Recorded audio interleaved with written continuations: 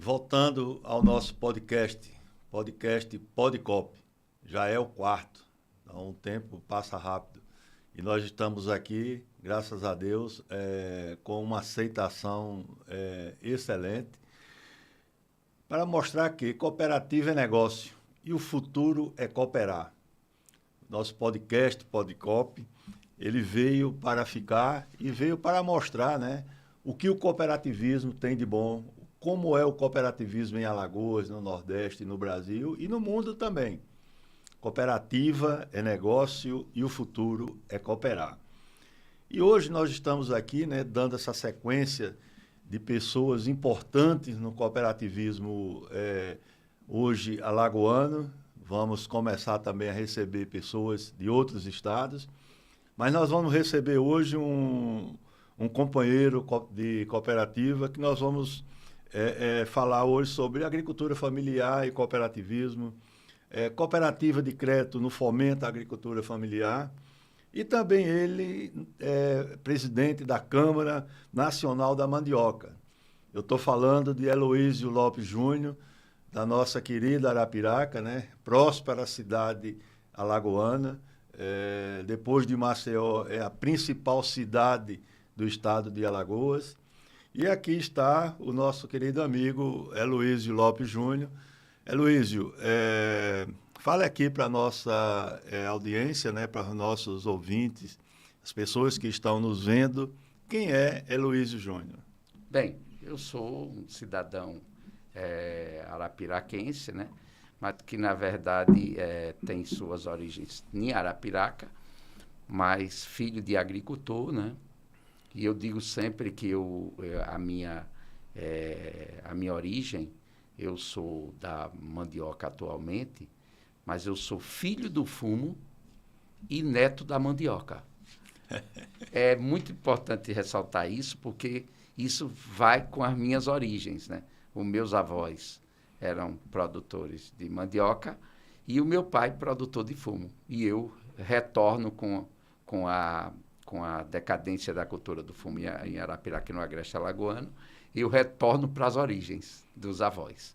E sou formado em administração de empresas, como você, né, Bispo? É isso. E sou formado na FGV lá em São Paulo e retorno para a nossa terra e atuando sempre na atividade, desde a parte de indústria, construção e agricultura, nas empresas que o meu pai tinha naquela época.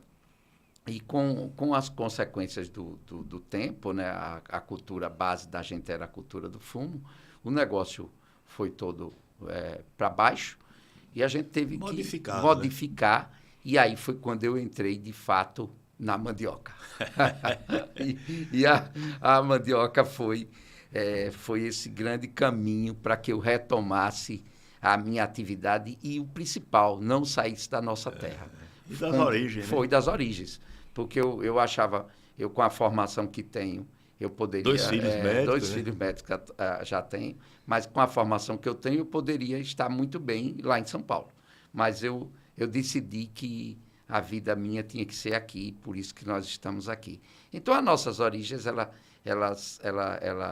tem tudo a ver com o que é o Heloísio, né? Eu sou parte desse organismo que eu nasci. Sou parte de Arapiraca, do Giral ali, da Lagoa da Canoa, daquele entorno ali, que vive atualmente muito, tem a atividade da mandiocultura, e Arapiraca, graças ao desenvolvimento da própria cidade, hoje é um polo que recebe gente do Brasil e do mundo inteiro, né? Tem gente trabalhando, estrangeiros inclusive. Então, a cidade é acolhedora e que cresceu e que a gente está lá e acreditou e vai ficar. Com certeza, que bom, né? Então, o nosso amigo Heloísio Júnior, ele nessa sua expertise, né?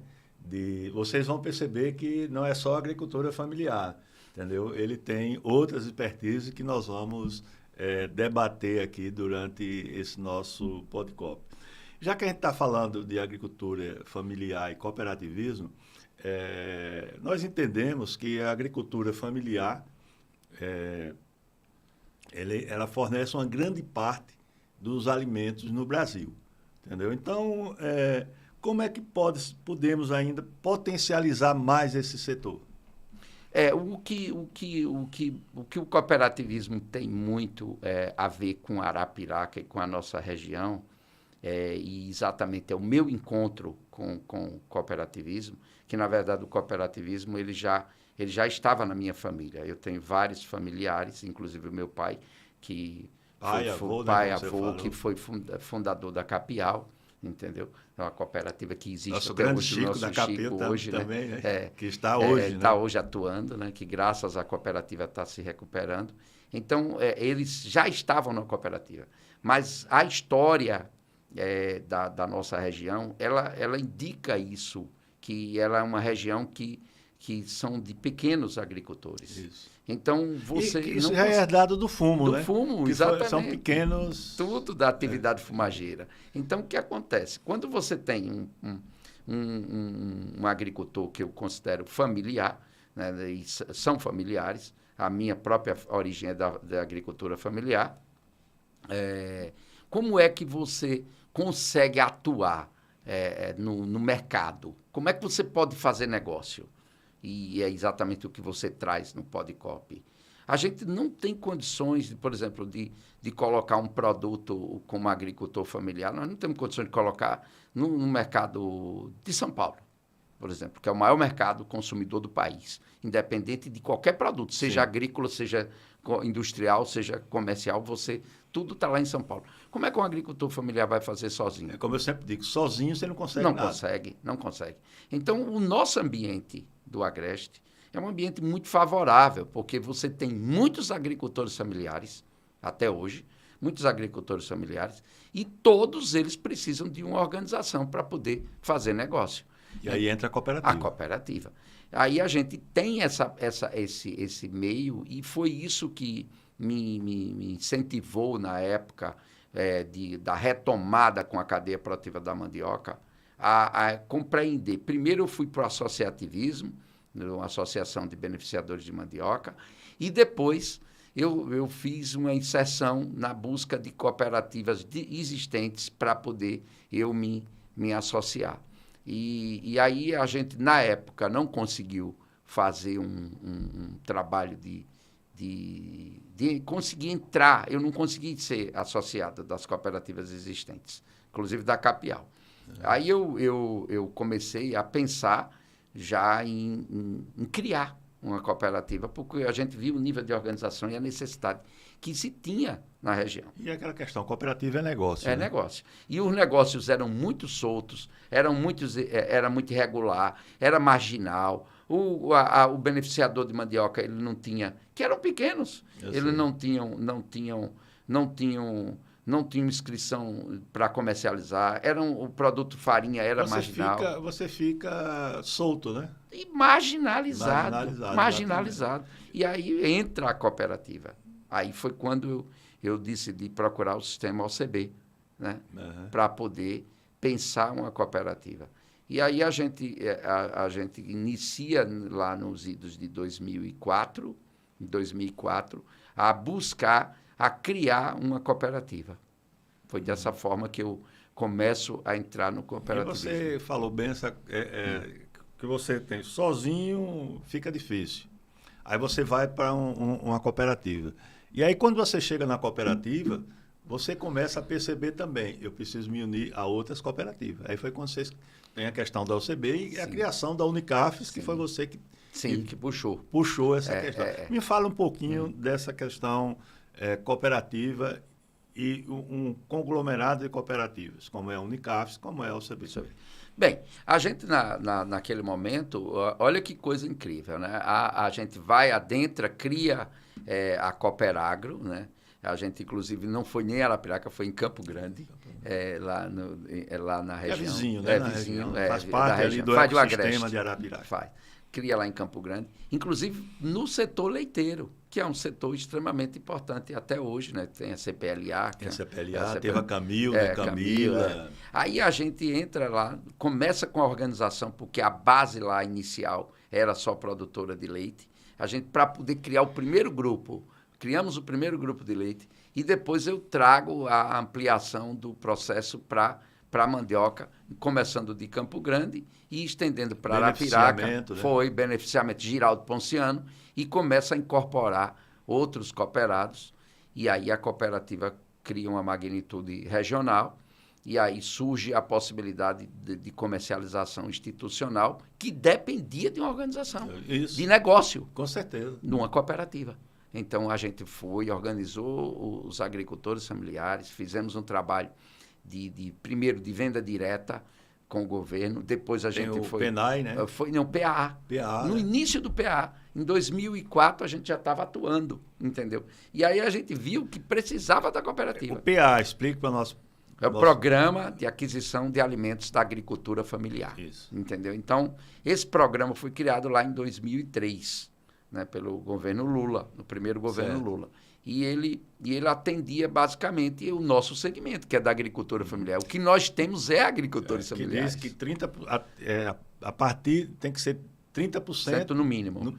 Para o PENAI. Para o PENAI. Para o PAA é um programa que ele adquire produtos da agricultura familiar, tanto faz distribuição... Que é pela Conab, né? É pela Conab. Administrado mas pela também pela Conab, pelos municípios e pelos estados. Certo. Também. Ô, Heloísio, já que a gente entrou nessa parte pública, que políticas públicas nós podemos entender da agricultura que seriam interessantes para a agricultura familiar através das cooperativas? Que políticas públicas existem? Você já falou PAA, PENAI. Na verdade, o grande crescimento do segmento das cooperativas da agricultura familiar, ele surge exatamente por conta do PAA, que eu reputo como o programa principal, né, do incentivo à agricultura familiar e o cooperativismo. Tanto é que no estado de Alagoas, se você for olhar no sistema cooperativo hoje, 60% das cooperativas existentes no estado são da agricultura familiar. Por que esse fenômeno? Por que esse fenômeno? Por essa possibilidade que se abriu de ter a comercialização institucional. Se não tivesse, você vê, o PENAI é de 2009, entendeu? O PENAI é de 2009. Já vem depois do PAA. Aí você consegue, com a política lá do PAA, depois do PENAI, obriga a organização, porque o governo institui uma política pública de inclusão da agricultura familiar. Então, quando o governo Lula faz essa política de inclusão da agricultura familiar, a agricultura familiar como agricultor, ele não consegue atender. Eu vejo como um dos melhores fatores de fixação do homem no campo.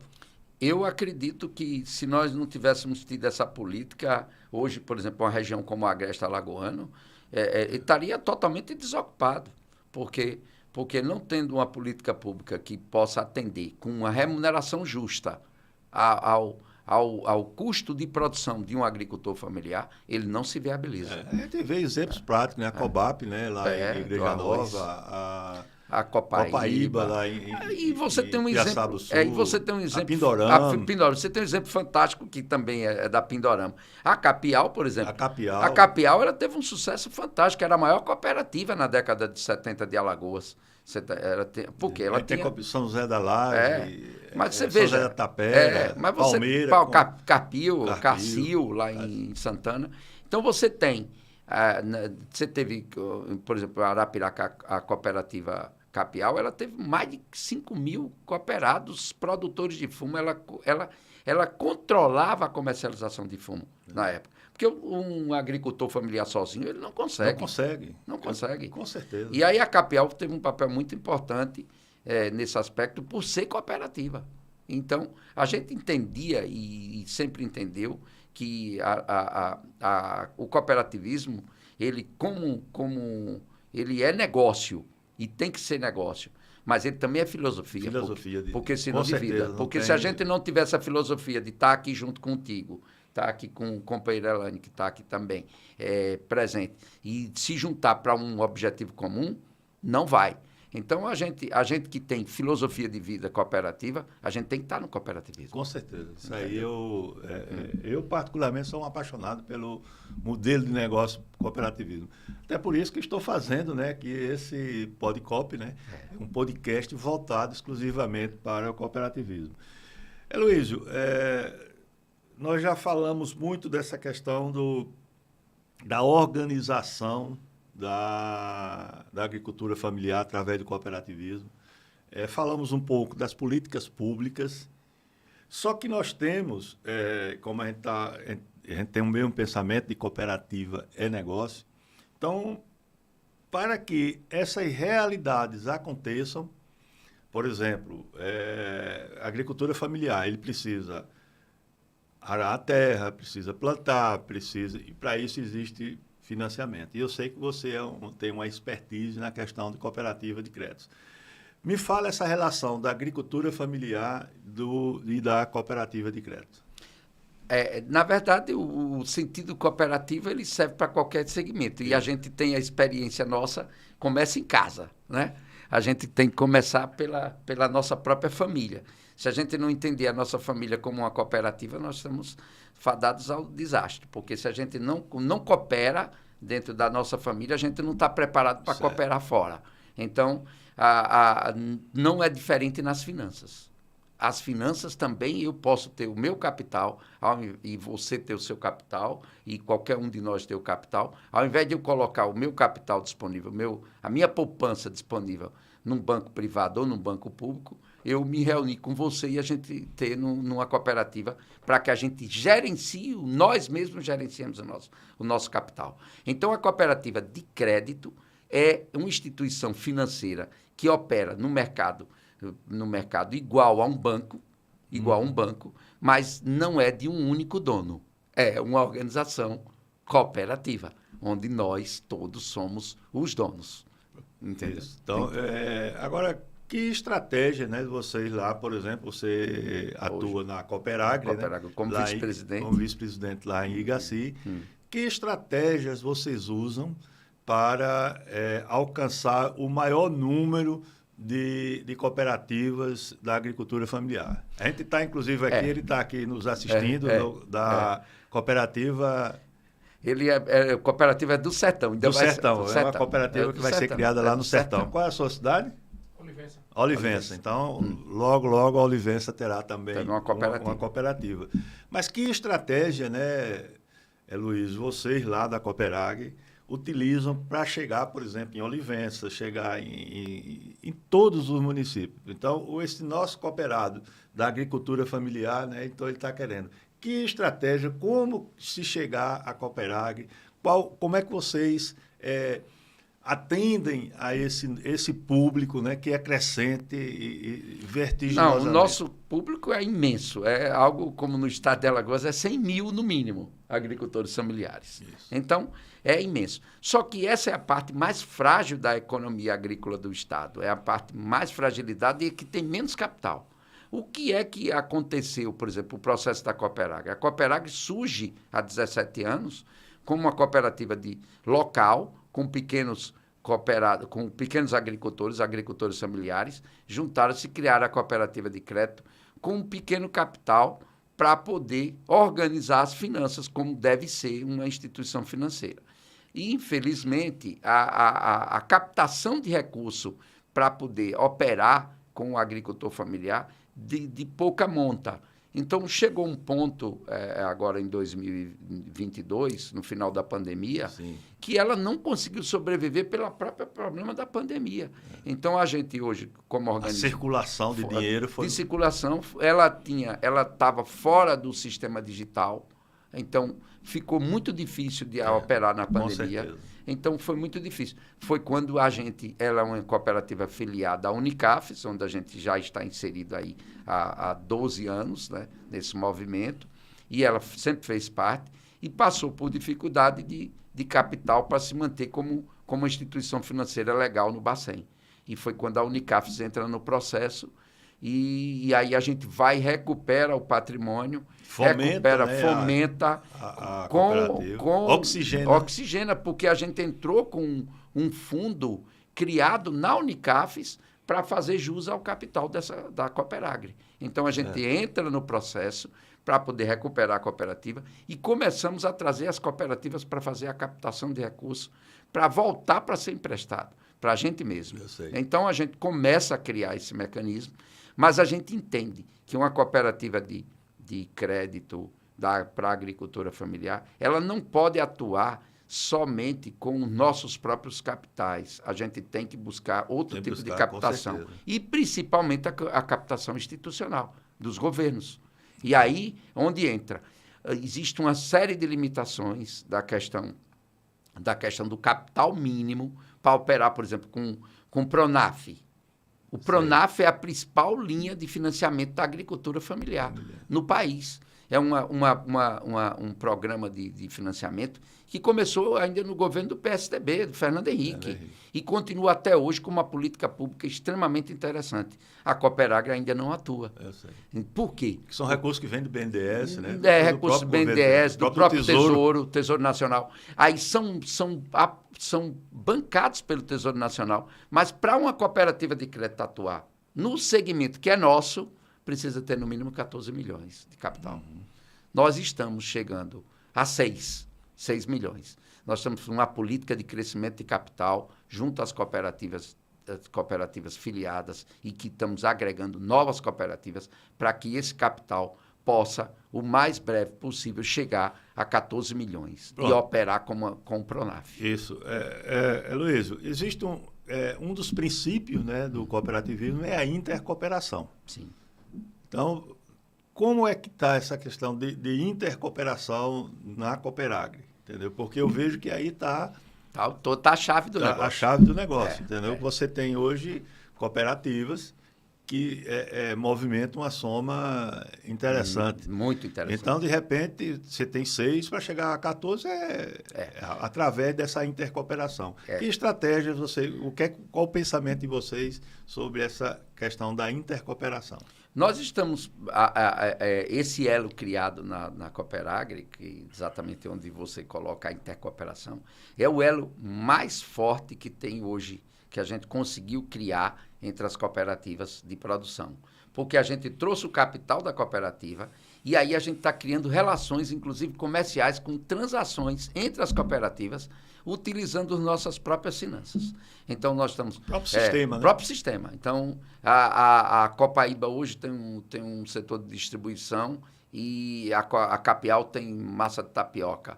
O que é que acontece? A Copaíba vai para o varejo com o produto da Capial e precisa, ela só remunera, só paga depois de 45 dias.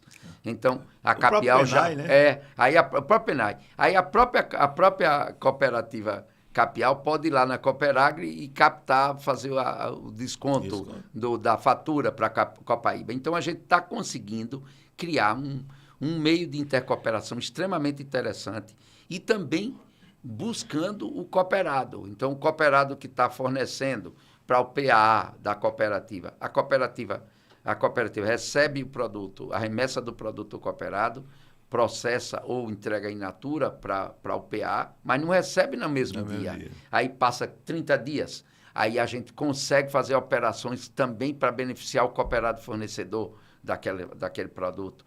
Então, a integração e a intercooperação, ela atinge todos os níveis, desde das cooperativas, a central, até o cooperado. Então, a gente entendeu, desde o princípio, nós tínhamos 3 cooperativas de crédito na rede Unicafes aqui em Alagoas, e infelizmente só ficou uma, né, que é a Cooperagri. Nós trouxemos às vezes 3, é melhor uma que funcione do que 3 que não atendesse, como estava acontecendo. Então, a gente, de fato, eu venho do setor de produção, nunca fui ligado ao sistema financeiro, nem cooperativo, nem sistema privado, mas hoje estou no sistema financeiro cooperativo e entendo que sem a cooperação, sem a intercooperação, a gente não consegue desenvolver essas finanças cooperativas no Estado. Luísio, nós já falamos bem sobre essa questão da cultura familiar e cooperativismo, o cooperativismo de crédito no fomento da agricultura familiar. Nós vamos voltar um pouco agora para o âmbito nacional. Você preside a Câmara Nacional da Mandioca, né? Sim. Lá do Ministério da Agricultura. Ministério da Agricultura. Qual é a missão dessa Câmara? O que é que ela faz? Na verdade, Bispo, tudo isso tem tudo a ver com a própria cadeia cooperativa. Quando eu passo a ser representante dos beneficiadores de mandioca em Alagoas. Arapiraca é um Alagoas, centro, né? A gente começa a organizar a cooperativa para fazer, organizar os produtores mandioqueiros para poder ter acesso a mercado, tributação reduzida, poder sair da marginalidade. A gente procura um fórum estadual de mandioca, não encontra. A gente procura um fórum nacional, não encontra. Mas aí fui caçando direitinho, em 2006 eu encontrei que tinha uma Câmara Setorial da Mandioca no Ministério da Agricultura, lá em Brasília. E era o único fórum nacional da mandioca. Eu solicitei uma cadeira lá como membro para que eu pudesse participar de um fórum nacional e levar as questões da cadeia produtiva da mandioca do nosso estado, da nossa região. Aí eu consigo entrar nesse fórum e ele faz o debate nacional dos problemas das cadeias. O Ministério tem 40 câmaras. Uma delas é de mandioca. E eu passei de 2006 até 2023 como membro. Fui representante da OCB Nacional, representando as cooperativas da mandiocultura. E depois eu migro para a Unicafs Nacional. Hoje eu represento a Unicafs Nacional na Câmara Setorial. E nesse trabalho que a gente faz, nós estamos lá com representações da indústria, dos agricultores familiares através do sistema CONTAG, nós temos a CNI, nós temos todos os órgãos governamentais, CONAB, Ministério do Desenvolvimento Social, Fazenda. Então, todas as questões, MDA, todas as questões que são pertinentes à cadeia produtiva, a gente leva para o debate, entendeu? Desde um problema normativo de uma classificação do produto, até um problema de seca, de preço, de intervenção do governo federal. Então, o debate lá é um debate nacional. A gente conseguiu ascender essa posição, foi muito relevante, inclusive, para a nossa atuação no cooperativismo, porque, desse momento, eu consegui levar o debate com relação a preço de referência, que está na legislação do PAA, preço de referência da agricultura familiar. Se você tem um produto e não tem preço de referência que possa ser adquirido pelo governo, ele fica morto. Ou seja, a política pública existe, mas não é acessada. A mandioca, né, é um alimento estratégico, né, na segurança alimentar. Como é que você... E a gente entende que o cooperativismo é um dos principais meios de organização disso. Então, como é que você consegue, junto da Câmara Nacional, representando a Unicafs, que é a União Nacional das Cooperativas de Agricultura Familiar. Como é essa relação? Câmara Nacional e cooperativismo? De fato, o que é que acontece? Hoje, se você pegar no Brasil, a cadeia produtiva está em todos os estados.